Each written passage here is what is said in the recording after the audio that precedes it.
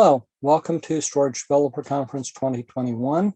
I am Bill Martin from Samsung. I am co-chair of the SNIA Technical Council, and I am the editor of the two standards being developed by the SNIA Computational Storage Technical Work Group.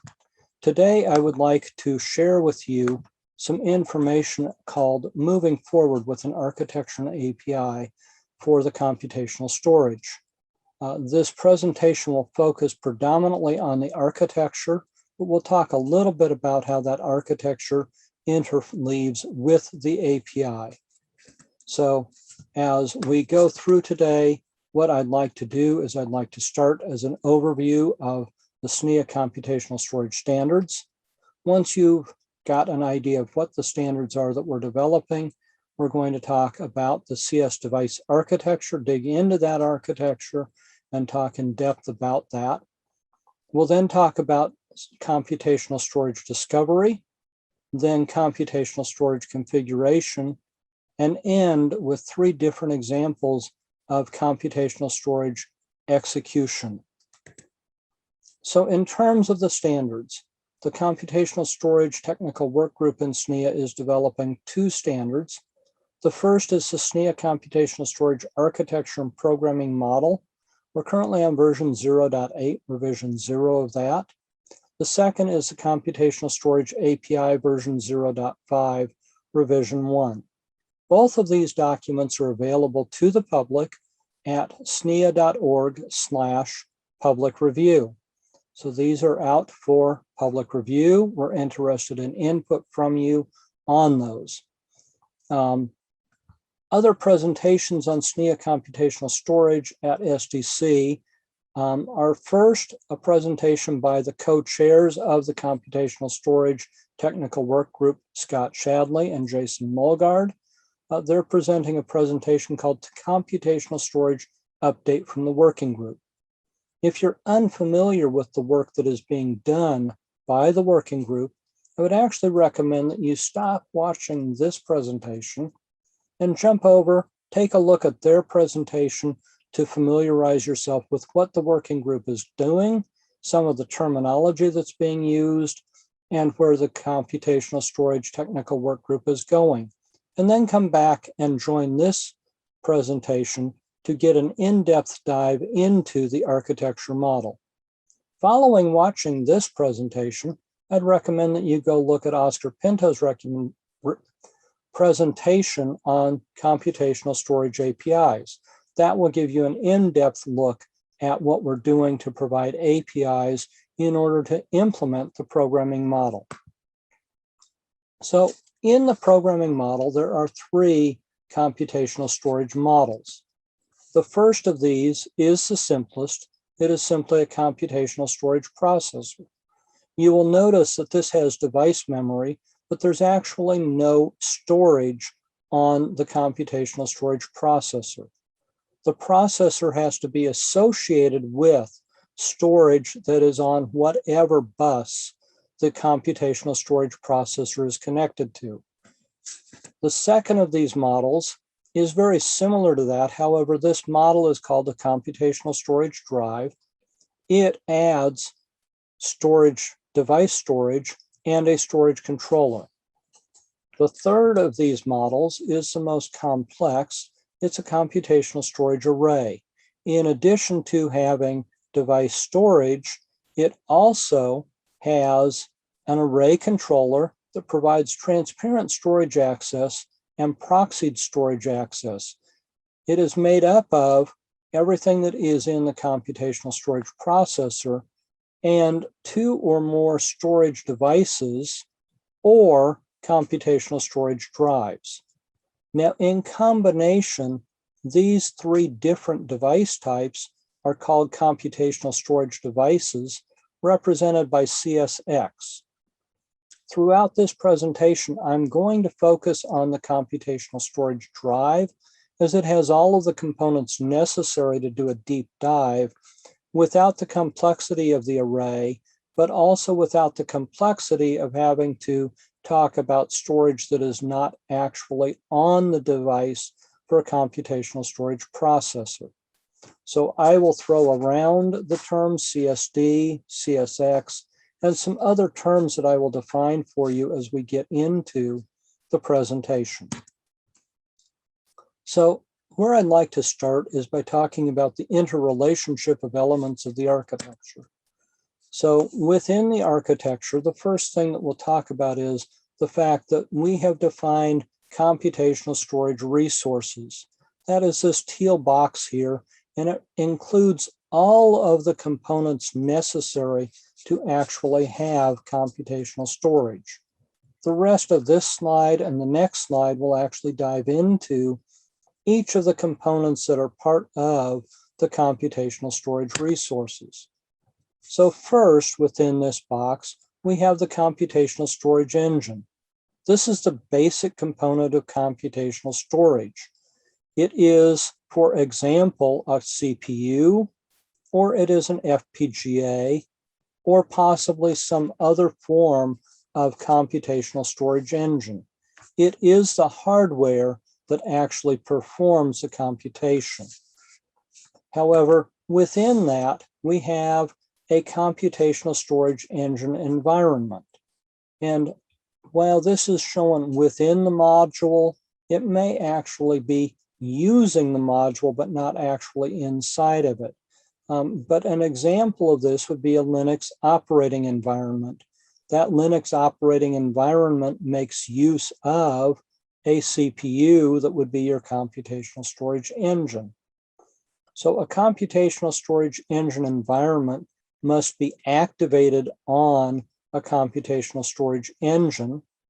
And in order to actually perform any computation whatsoever, one or more computational storage elements has to be activated on the computational storage engine.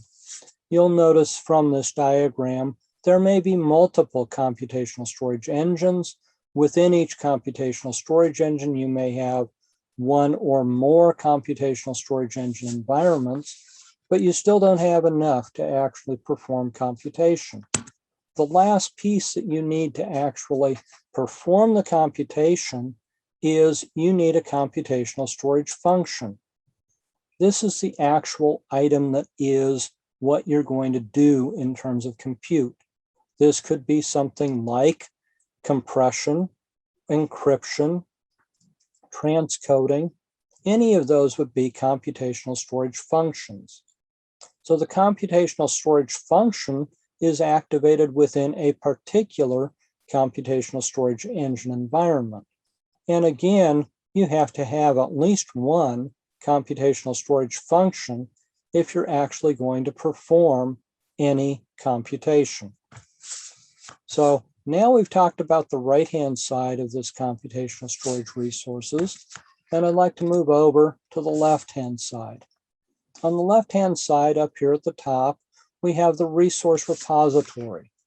The resource repository may be stored either in device memory or in device storage. So while it's showing up here as part of the resources, its actual location is somewhere in some form of storage on the device, whether it's device memory or device storage.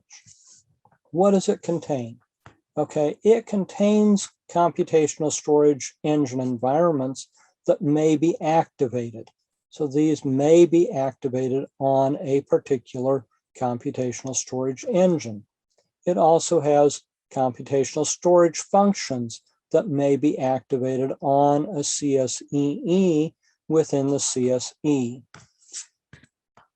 Secondly, over here, we have function data memory. This is the area that the computation storage actually uses to perform computation.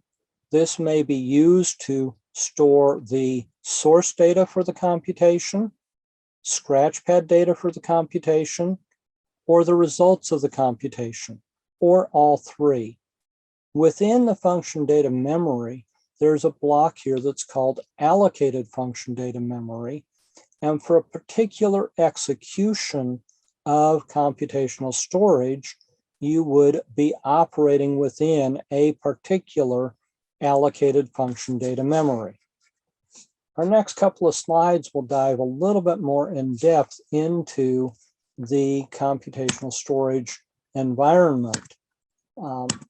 So the computational storage engine environment may be hard-coded in a CSE.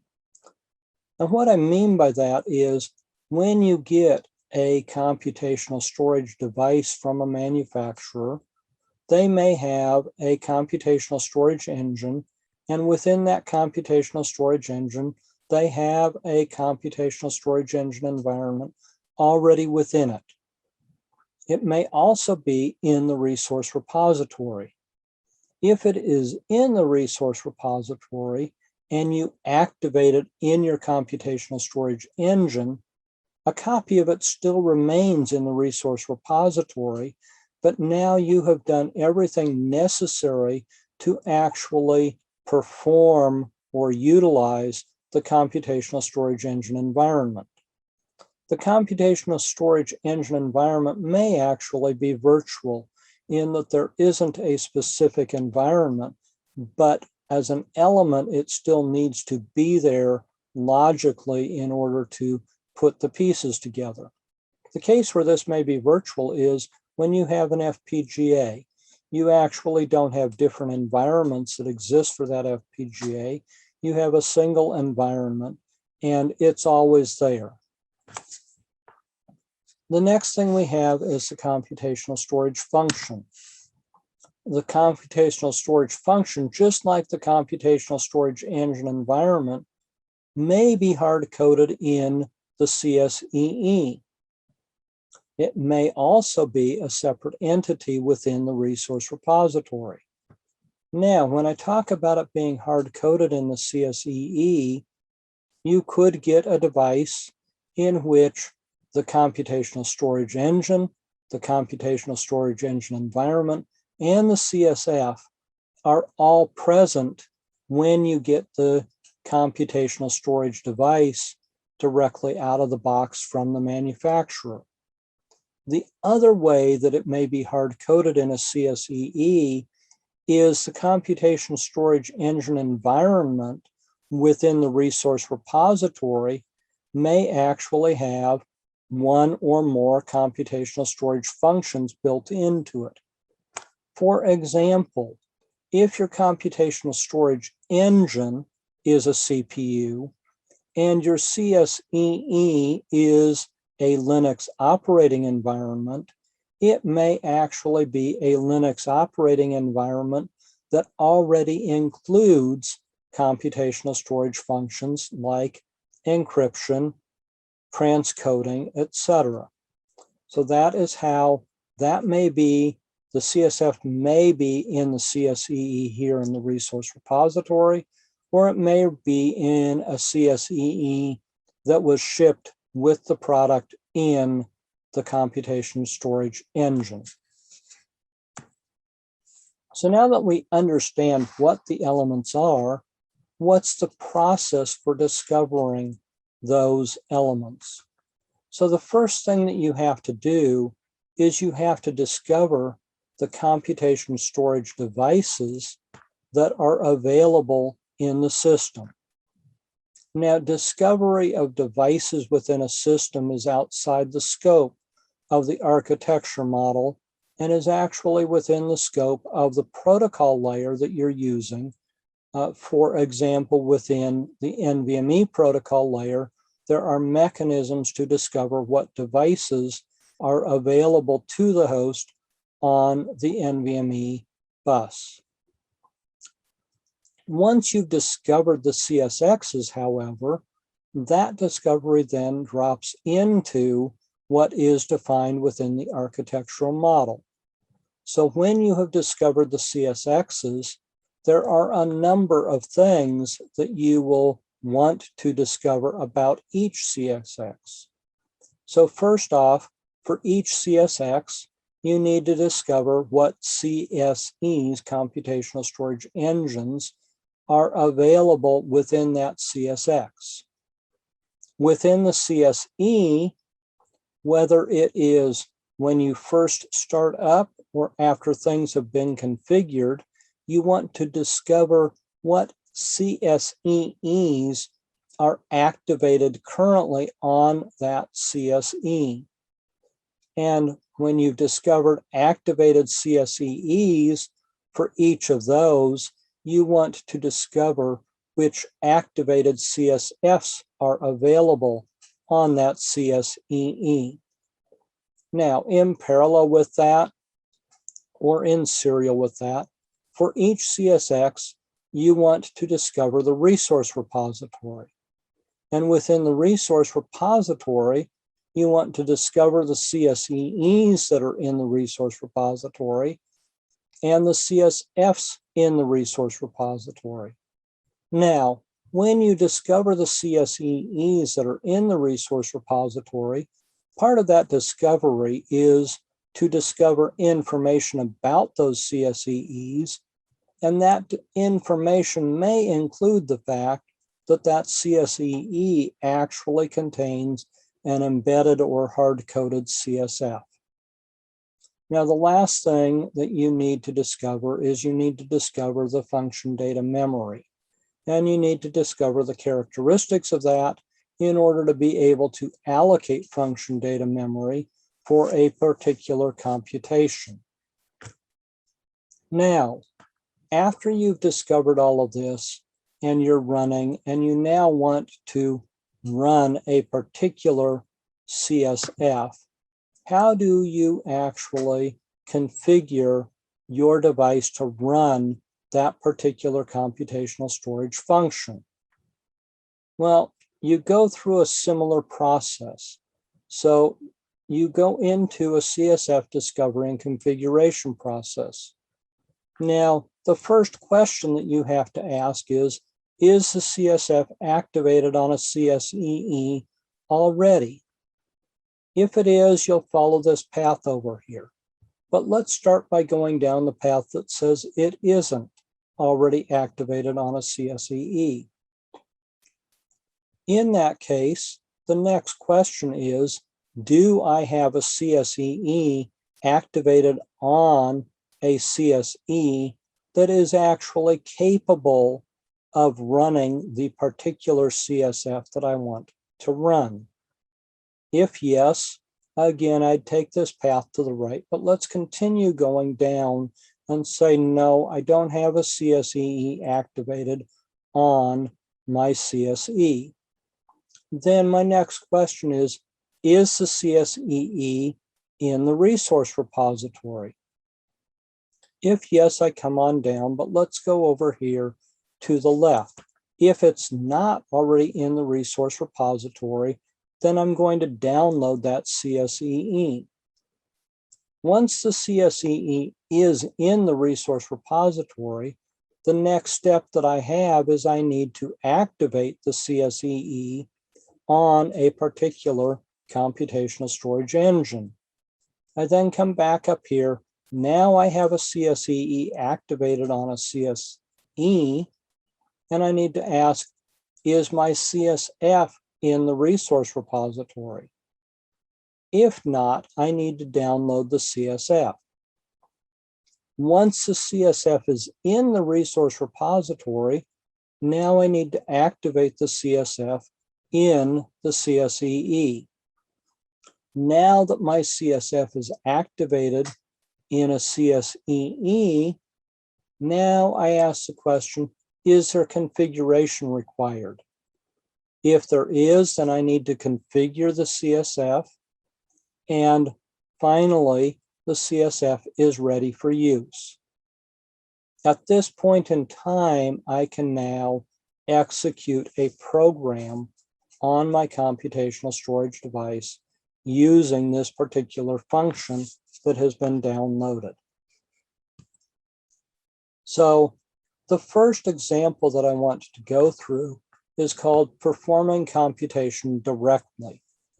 Now, assumptions on this is first, data on which the computation is to be performed is placed into the function data memory, in particular into a piece of allocated function data memory prior to the request of the CSE. That download is done through some process that is not shown in this figure. It may be a command through the storage controller that tells the storage controller to load information into the AFDM. It may be a command to the storage controller to tell the storage controller to take data from host memory and put it into AFDM.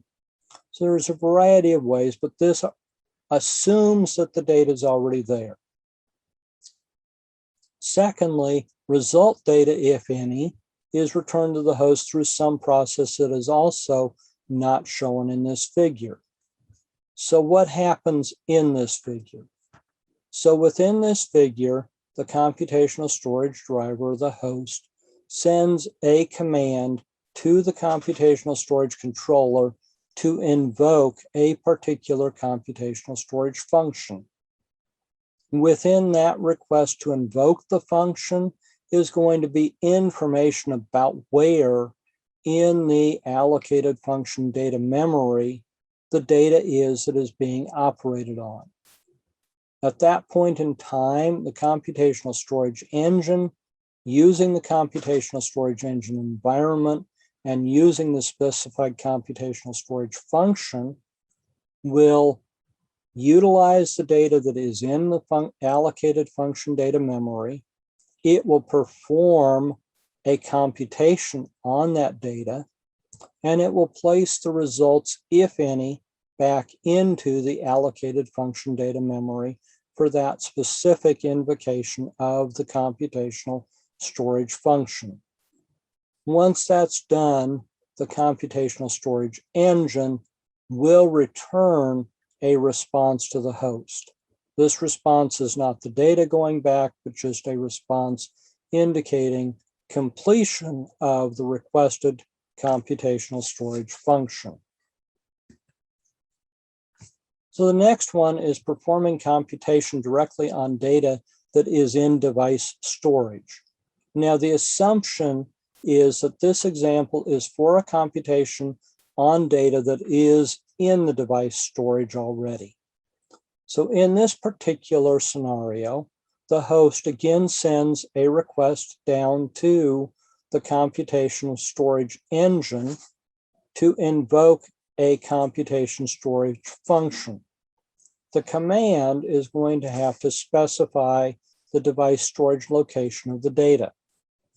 So in this particular case, the computation storage engine moves data from the device storage into the allocated function data memory that has been allocated for this particular instance of the computation storage function. At that point in time, the computation storage engine performs the requested computation on the data that is in the function data memory, and it places the results, if any, back into the function data memory. Finally, once the computation is complete, the CSE returns a response to the host indicating that the computation is complete. At that point in time, the host still has to move the results from the function data memory either back up into host memory if required, or back into device storage. Now, this example could be more complex, in which case the command would not only specify the location of the data to perform the computation on, but also the location where the data was to be put after the computation was done, indicating moving the data either from the allocated function data memory back into the host or moving it back into device storage, depending on what it was that you were doing. So an example here of what you might do with this is if you had a license plate scan algorithm that was implemented as a particular computational storage function, you could request to pull a chunk of data from device storage that had a variety of images, each image containing license plates, and move all of those images into allocated function data memory, perform computation on all of those images, and when you find the image that matches the license plate that you're looking for, then take the additional metadata associated with that image and put it in function data memory, but then actually move that metadata back up to the host to indicate the record that has the particular license plate that you are scanning for. So that's an example of how this entire process could be used. Now, the third example that I want to talk about is a little bit different. This is called indirect computation.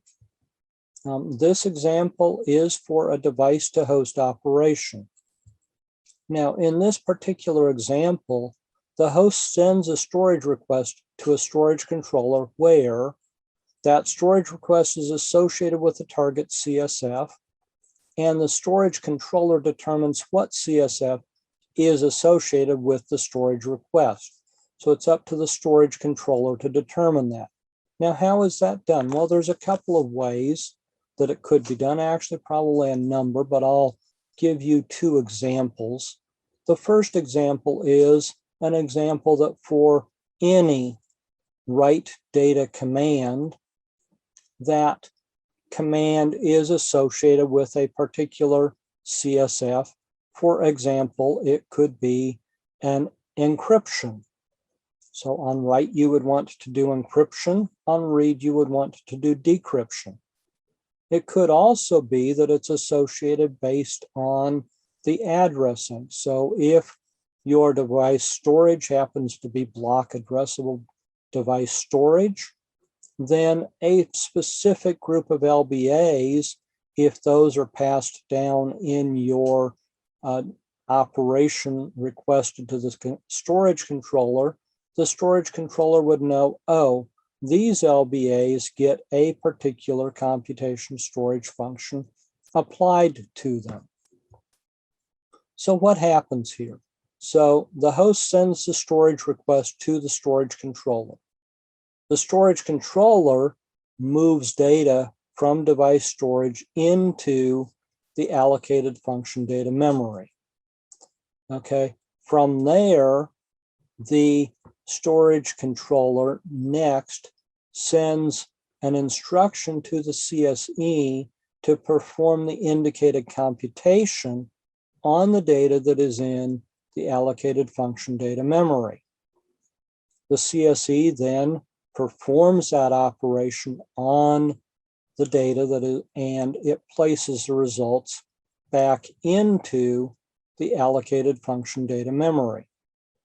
And finally, the storage controller returns the computation results, if any, from the function data memory back to the host.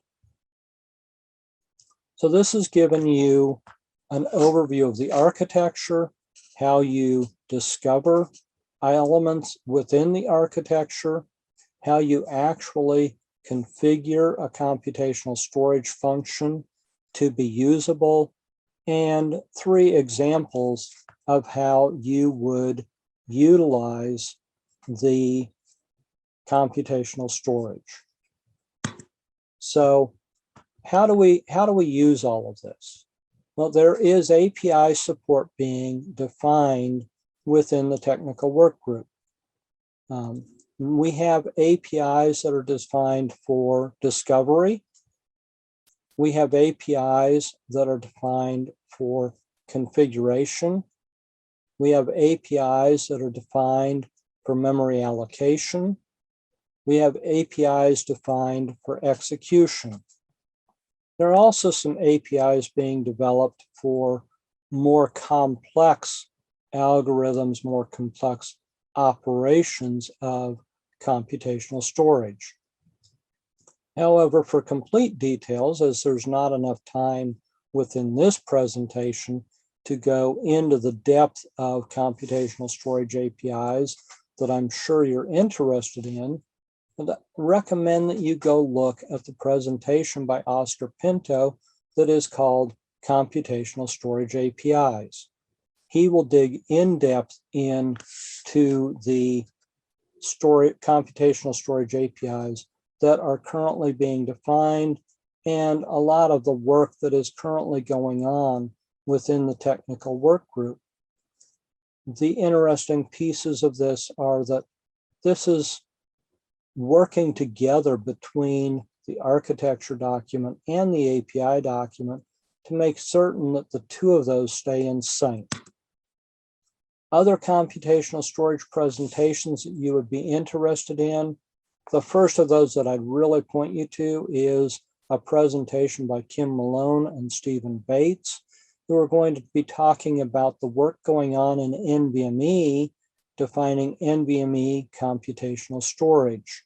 It will talk about the technical proposal that's being developed in NVMe and how that layers on top of or utilizes the architecture that's being defined in SNIA. The two of them are being done by a lot of the same people. However, they're defining different layers. The architecture is a high-level view of computational storage, while the work going on in NVMe is a very specific implementation across the NVMe protocol. And it's the first of the protocols that's actually being defined in a standards way to make use of computational storage. The other thing is today, Wednesday, September 29th, if you're watching this on the day that it's released as part of SDC, there is a computational storage birds of a feather going on from 4 to 5 p.m. It's called Computational Storage Advances.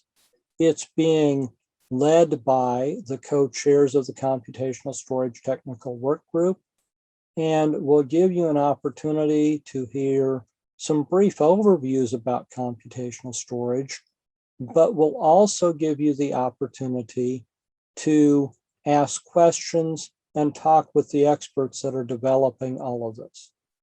There are numerous other computational storage talks within the computational storage track, so I would encourage you to look for all of those. So thank you for watching this presentation. I hope that you've gotten something useful out of it. I hope you're enjoying the presentations that are available through Storage Developer Conference 2021. Please take a moment to rate this session.